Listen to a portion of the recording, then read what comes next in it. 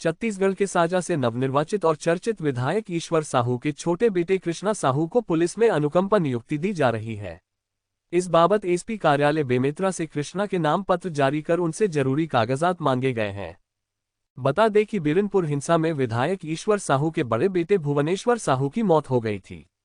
तब तत्कालीन कांग्रेस सरकार ने उनके परिवार से किसी एक को सरकारी नौकरी देने की घोषणा की थी, लेकिन तब कहा गया था कि उन्होंने मुआवजा और सरकारी नौकरी का सरकारी प्रस्ताव ठुकरा दिया है।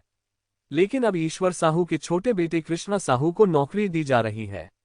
अभी यह स्पष्ट नहीं हो पाया है कि कृष्णा इस नौकरी का प्रस्ताव स्वीकारते हैं या नहीं।